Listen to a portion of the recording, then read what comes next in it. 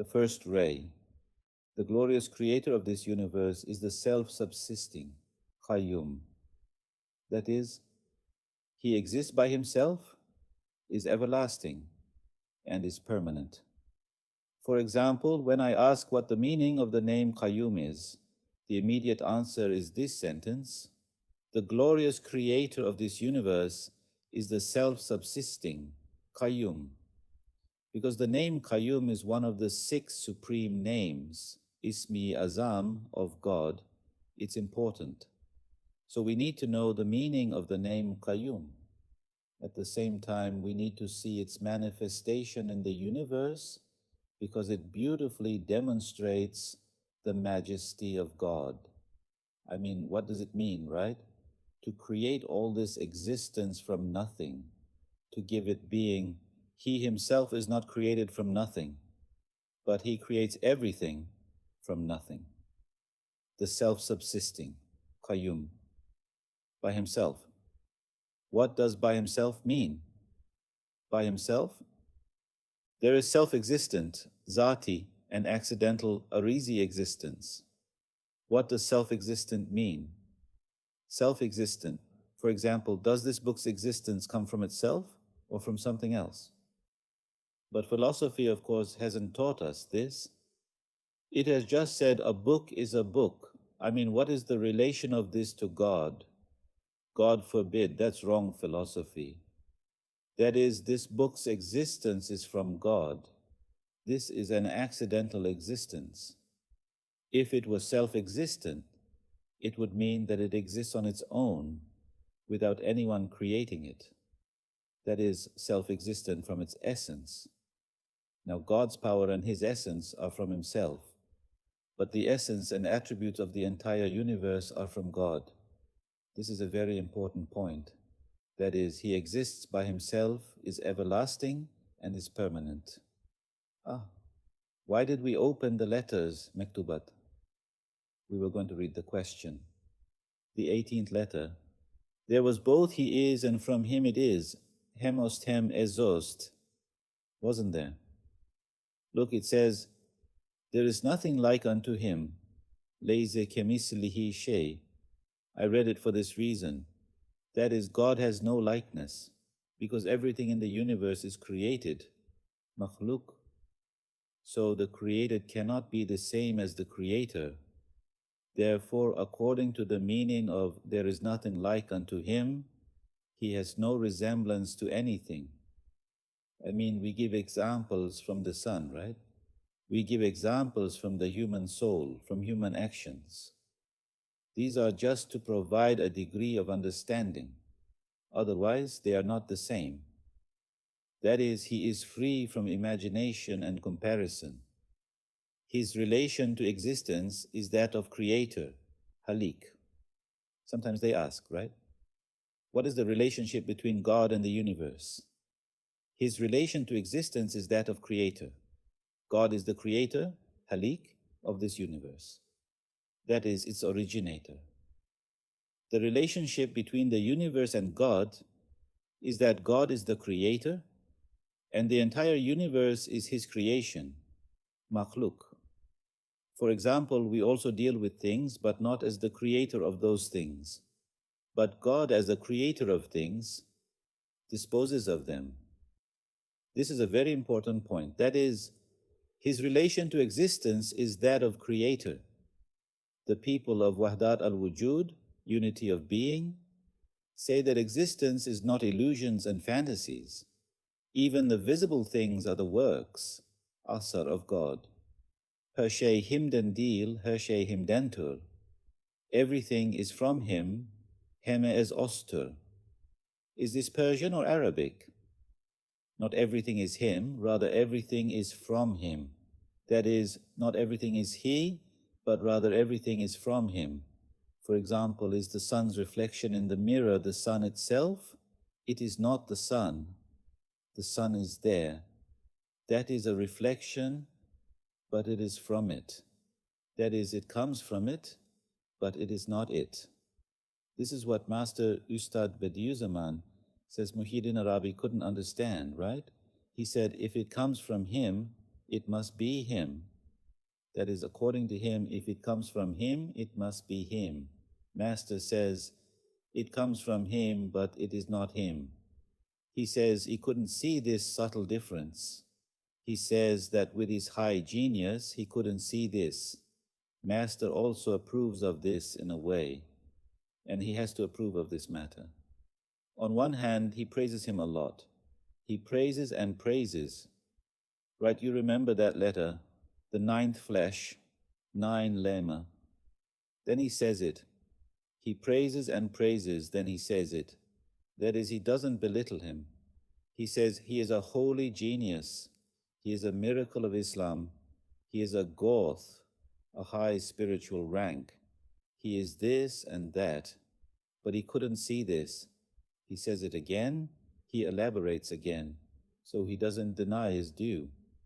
He also clarifies that point. That is, not everything is him, rather everything is from him, because contingent events cannot be the same as the eternal. Contingent events cannot be the same as the eternal. What does this mean? Contingent events cannot be the same as the eternal.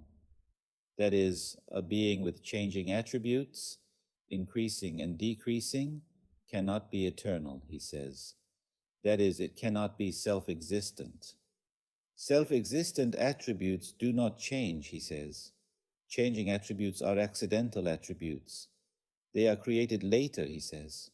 Since the attributes of creation change, it was created later, he says. Therefore, it cannot be God, he says. Then here again, the companions, Sahabe, the purified and insightful ones, Asfiya-i Mujtahidin, and the Imams of the Al-Bayt, the Prophet's family, say, the realities of things are thabita, fixed, established, meaning that God manifests himself with all his names in a true manner. All things have an accidental existence, vukud-u arzi, through his creation. All things have an accidental existence through his creation. And that existence, although it is a very weak and unstable shadow compared to the existence of the necessary existent, wajib al-wujud, a shade. That is, now God has his essence, zat, and his quiddity, mahiyat. God also has the essence and quiddity of creation. But when you place the two existences, the necessary existent and the possible existent, mumkin al-wujud, side by side, when you contemplate them, there is a very great difference between the levels of existence, he says.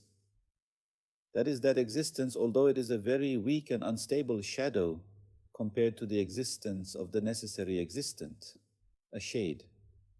That is, in the presence of God, the universe is like a shadow. And what kind of shadow? A weak and unstable one. A shadow that will perish, but a shadow that can perish at any moment. For example, a shadow is like that. Does a shadow have its own existence? Right? A shadow is a shadow, it can disappear. The universe can also disappear, that is. But God, for example, cannot disappear. For example, he cannot disappear. For example, one meaning of wajib is that which cannot disappear. That is, it means that which is impossible to cease to exist. For example, the universe can disappear. Therefore, it is not necessary, wajib, but possible, mumkin. It is an unstable shadow, a shade, but it is not imagination or illusion. God gives existence with his name, the Creator, Khalaq, and sustains that existence. Of course, when we say existence, there are many kinds of existence, right? There is matter, light, color, taste, smell, light, intellect, many different kinds of beings. All of them ultimately fall into the category of the created, makhluk. Yes. Let's go back to page 341 again. The glorious creator of this universe is the self-subsisting, Qayyum. That is, he exists by himself, is everlasting, and is permanent. So when we think of God, God's existence is such that God exists by himself. That is, he is not created by another. His own existence is from himself, from his essence. That is, he was not created later either. There is no such thing as being created later. Pure non-existence cannot be the origin of existence, he says. That is, existence does not come from nothing. It only happens if someone creates it. Now God exists. If there was no existence before him, then how would he come into existence? So he exists eternally and primordially. And his existence is a self-existent existence. He exists by himself, is everlasting, and is permanent. At the same time, he is a being capable of creating existence other than himself. He both exists by himself and is capable of creating other things. Because how do we know? We know because he created. That is, he exists by himself, is everlasting, and is permanent. All things subsist by him. They continue, remain in existence, and find permanence. If that relation of self-subsistence, nispeti qayyumiyet, were to be cut off from the universe for even a moment, the universe would perish. So if we understand this truth, for example, we can see the name Qayyum of God at every moment in everything. That is why it is called the supreme name, Ismi Azam. That is, the names that manifest everywhere and at all times are called the supreme names. So, if we attain the truth of this name Qayyum, for example, since we will see the manifestation of the name Qayyum everywhere, we can think of God at all times. We will never forget him. That is, with the name Qayyum, for example, right? You see this book. Look, it exists because he brought it into existence, and it continues to exist because he sustains it in existence. Look, you think of the name Qayyum. From there, you immediately move to the essence of God, for example. So, would there be such a thing as heedlessness then? Right? For example, you see a plane. For example, a person tries to measure its speed, calculates it something. You think of something else. That is, a person looks at the sun. He looks at the sun and thinks of something else. You look and say, God created this from nothing and governs it. That is, at every moment, in everything. You see God's power, his majesty, his self-subsistence. For example then, right? The knowledge of God, marifati ilahiyya, and constant presence, huzuru daimi, would occur, right? So if that relation of self-subsistence were to be cut off from the universe for even a moment, the universe would perish. For example, how does this building stand? How does it stand? Isn't there a civil engineer among us? How does this building stand? You see? Look, he says, there are iron pillars. That is, you went there, right? That is our faculty. Now the integration of belief with faculty is necessary. That is our thing. That is, we believe in everything like this. But when we come to practical life, the building stands on pillars. The car stands on iron. That is, religion is not just in the mosque. It is not exclusive to the religious teachers either. Then immediately we read here, Allah is the self-subsisting Qayyum, the one who brings everything into existence. Then we go out, and then we say, this depends on this, and this depends on that. We say, the building depends on the pillars, the pillar depends on the iron depends on the atoms within it, we say. What happened to the self-subsistence, Qayyumiyat, right? That is, we need to move beyond rote memorization. Hey, we need to internalize it. How does the human body stand upright? With bones, right? If there were no bones, it would collapse, a person says, for example. So it's still the same thing. Faith needs to come into practical life, right? I mean, for example, when the car steps on the gas, of course, it says there's energy in the diesel. It comes out, for example, the chemical energy there turns into kinetic energy. It says, look what happened to the self-subsistence. That's exactly it. That is, it needs explanation. That is, after reading in this way how this happens, the explanation of this detail. This is what this discussion of Qayyum explains. That is, it's not just this much. This topic itself, its proof is already being made. When you read its proof, it comes into practical life, for example. Otherwise, it doesn't happen with mere superficial memorization. But this is the point we will reach. That is, when we come to the end of the book, the end of the topic, we will have understood this sentence. That is, both are possible. As he said before, for example, the issue of the Day of Judgment, if the part related to its order and regularity is withdrawn, it will be like particles flying in the air. But if it is withdrawn from the point of the existence of the particles, that too will perish. That is, in terms of level, for example, at which point it is withdrawn, because power both creates and governs. If it is withdrawn from the governing aspect, it will remain ungoverned. It will be left aimless. Correct. God also creates the Day of Judgment. That is the paragraph above. And just as, if you want, brother, you can read that part. Don't you have the book? For example, here it says, regarding the causes. In the universe, there are causes and effects. We look at things and see that the most superior cause is not powerful enough for the most ordinary effect. So, the causes are a veil. The one who makes the effects is someone else. For example, from countless created things, an effect results. For example, let's say you pour water on the soil. Water is the cause, the growth of the tree is the effect.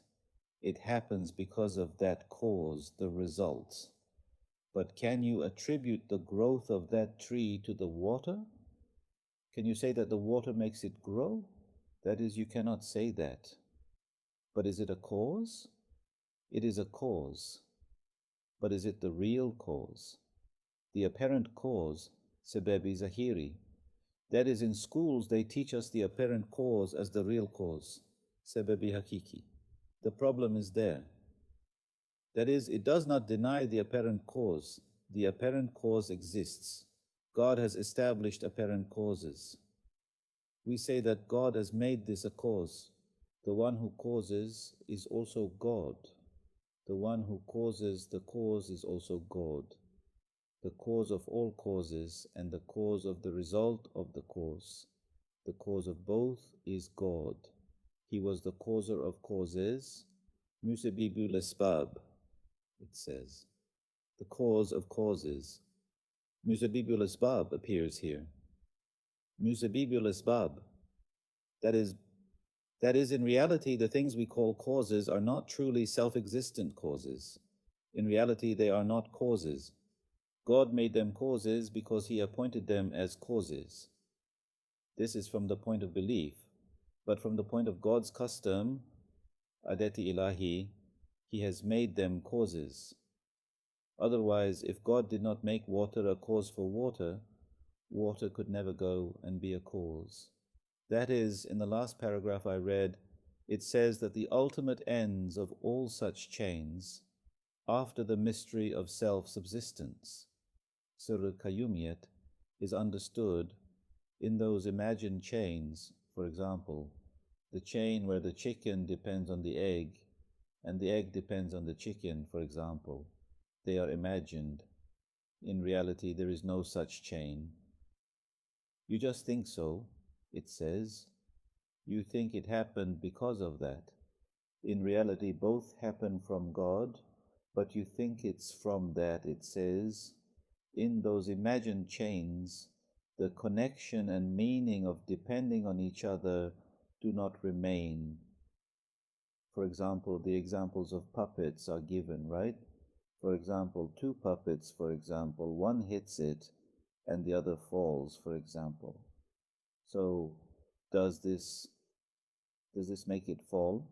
Again, you are the one who makes it fall. That is, outwardly it seems like it makes it fall, but you are the one who makes it fall. The real actor is the power of God in the background. In the foreground, it looks like it is doing it. That is, if you understand that everything depends on the power of God, then the issue of them being the cause of each other no longer remains. It is lifted, and everything looks directly to the mystery of self-subsistence. Surpassing the causes is already this anyway. I mean, tearing the veil of causes, surpassing the causes, seeing everything from Allah, that's what it means. What does the veil of causes mean? It means those who cannot surpass the causes, who attribute effect to the causes, attributing effect to the causes. Then it becomes shirk, associating partners with Allah. That God already created it. Something created by God can be. But that's how they explain it to us. They explain it in such a way that, for example, while the only cause is God, they bring out many causes in front of us. Then things get confusing. That is why understanding this issue of self-subsistence is very important. That is, it finishes everything. Of course, my dear, this self-subsistence is very important. It is the whole foundation. That is, from this power, that is, knowing God, once you enter through power, you see all the names, because all the names emerge according to the manifestation of this power. That is, the other names become visible according to the way they manifest with the manifestation of power. That is, since the one who acts is power, the other names act according to the manifestation of power. There is such a sentence. That is, these names emerge according to their manifestation in the universe, he says. Of course, while talking, in that world of causes, since God has appointed them that way with his will. Of course, in the aspect of transactions, of course, causes have their place. But in the aspect of belief, we need to know everything is from Allah. Yes, Allah creates the tree without water anyway. Water is an excuse. So should I not water it then? It's not like that. There, if you live in this world, God has tied it to that condition. You will water it. If he had said, even if you don't water it, I will create it, you wouldn't water it. But the world of causes is separate, and the world of belief is separate. We are currently in the world of belief. He says, with its requirement, with the desire of many names to manifest, it was connected to that. The representative of the people of misguidance has nothing left to say against this. He only says, apparent polytheism, shirki emara, is the arrangement of causes in the universe. That is, I derive from here, he says. That is, since everything is connected to each other, he says, I myself extract polytheism from there. I find an excuse for myself from there, he says. Apparent polytheism is the arrangement of causes in the universe, is that everything is connected by a cause. So, the causes have real effects. If they have effects, they can be partners with God. Such a question is asked. The answer, with the requirement of the divine will, mashiat, and wisdom, hikmeti ilahiyya, and with the desire of many names to manifest, The effects have been bound and connected to the causes. That is, from the point of power, God has no need, but due to other reasons, due to other wisdoms, it has been done this way. Mashiat, God has willed it this way. With the requirement of the divine will and wisdom, the divine wisdom wills it this way. And with the desire of many names to manifest, that is, the other names of God appear in this way. That is, for example, now we, for example, who can create an apple? If the apple had been created alone, you would say the one who created the apple created it, right? Who created the apple? The one who created the apple created it. But for example, the apple is connected to the tree. The tree is connected to the soil. The soil is connected to the spring. The spring is connected to the earth's rotation. That is connected to the sun. The sun is connected to the solar system. So who created the apple? The one who governs the solar system created it, he says. Look what happened. That is, we were also able to know God with his other names. That honey, you eat it, the pleasures of the blessings. Who created the apple? The one who created man created it. The one who has mercy on man created it. That is, more becomes visible from those connections. There are many more things, many reasons for the wisdom in the establishment of causes. Also in situations of complaint and grievance, so that man has something to object to in situations he doesn't like. For example, he has connected the appointed time of death to Azrael, the angel of death. When a person dies, he complains to Azrael. He doesn't go to God, for example. He doesn't fall into a disrespectful situation towards God. For example, he doesn't fall into a miserable situation, for example. It has such a reason. There is also the issue of order, the issue of ensuring the order, regularity, and arrangement of the universe. There are many issues. That is, God also introduces himself better. That is, for example, if he had created only one egg, we would know God's knowledge as much as an egg. But if he creates the chicken and creates the egg inside the chicken with the egg machine, that is, the egg machine. Now there is someone who makes the egg. Which is harder to make, the egg or the egg machine? Of course, it is harder to make the egg machine. What happens? God becomes both the one who makes the egg and the one who makes the egg machine. So in that chain, God's knowledge and power are wider and greater, he says, for example. There are such things. There are many. That is, if you haven't researched this topic, there is something called the wisdoms in the establishment of causes in the collection of writings, Kuliyat. In the hereafter, he says, for example, when you pluck an apple, the exact same one will be created there again immediately. There is no veil. There is no waiting. Or at the moment you want something, for example, if you wanted roasted chicken right now, you would have to wait for an hour, for example.